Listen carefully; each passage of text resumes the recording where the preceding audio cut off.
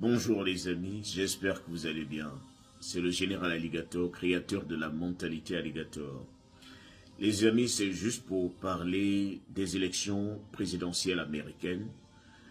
Vous savez très bien que le mardi prochain, c'est-à-dire d'ici une semaine, nous allons voter. Nous irons aux urnes pour élire le futur président américain. Les amis, je vous assure, ces élections présidentielles arrivent très très chaudes. Déjà, selon les sondages, les deux candidats sont déjà coude à coude. Ça veut dire que les élections sont très très serrées. Chacun attend que l'autre fasse une erreur pour prendre de l'avance. Et des erreurs, il y en a déjà eu des deux côtés.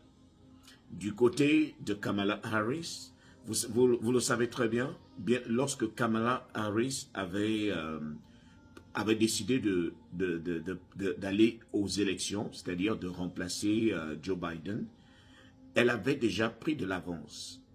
Parce qu'elle venait avec une autre foudre, une autre force, quand Joe Biden avait été mis à côté. Mais Donald Trump, depuis là, avait déjà tout fait pour revenir, pour réduire l'écart. Vous avez même vu Donald Trump aller travailler dans un McDonald's, chose qu'il n'avait jamais faite, parce qu'il voulait être au contact de la population. Kamala Harris, de son côté, l'erreur qu'elle a eu à faire, ou bien ce qu'on lui reproche, enfin, disons une certaine tranche de la population, lui reproche d'avoir décidé de soutenir Israël dans les différentes guerres que vous connaissez.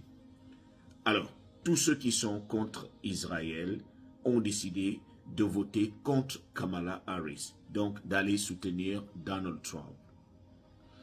Donald Trump aussi, je le rappelle, il y a quelques jours, a eu à emmener quelqu'un qui a fait une gaffe.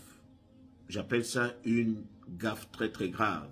Parce que lorsque quelqu'un qui est censé réchauffer la foule avant que Donald Trump arrive ou bien avant que d'autres invités ne viennent parler, ne viennent faire leur discours, lorsque quelqu'un ose dire que Puerto Rico est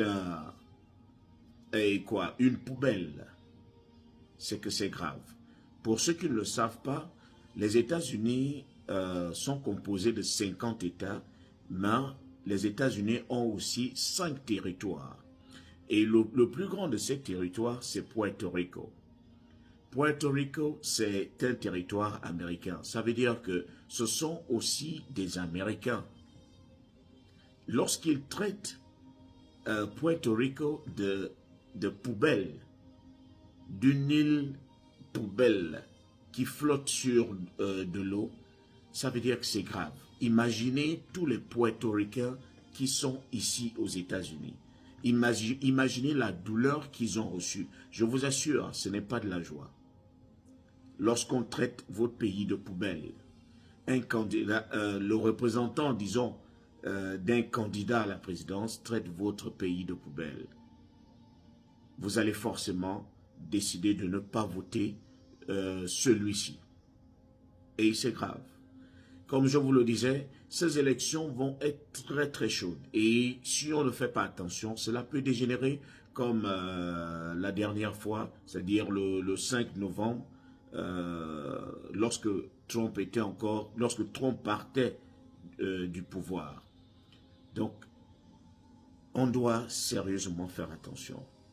Les mots ont une force. Je pense qu'il faut qu'il y ait un climat un peu plus apaisé. Parce que si on ne fait pas attention, cela peut dégénérer. Et ça a toujours été le cas lorsque Trump décide d'aller aux élections. C'est tellement chaud. C'est tellement chaud. Je vous assure, bon, je vais être honnête avec vous, je n'ai rien contre Trump. J'ai seulement un petit problème contre sa petite politique sur le plan de l'immigration. Il est très très dur. Et pourtant, il n'est pas très très mauvais. Mais dans les mots, il est très très dur.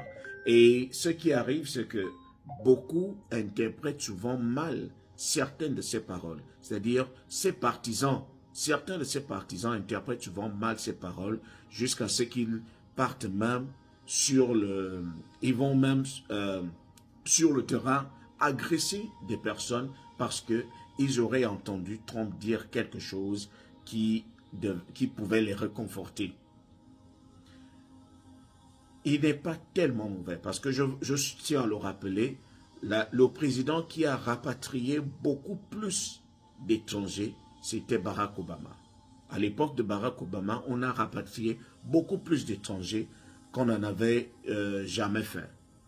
Donc, même lorsque Trump est arrivé, il n'est pas arrivé au niveau de Barack Obama. Donc, ce n'est pas parce que Trump parle beaucoup qu'il est forcément mauvais. Sauf que la manière dont il parle et la manière dont il veut que les choses se fassent sur le terrain, c'est très très brut. Et ça fait peur. Je rappelle que lorsqu'il est arrivé en 2016, beaucoup de familles ont été divisées. Beaucoup plus de familles ont été divisées. Beaucoup de familles ne se sont pas retrouvées jusqu'à aujourd'hui. Mais cela ne fait pas de lui un mauvais président parce qu'il faut au moins le mettre sur la table.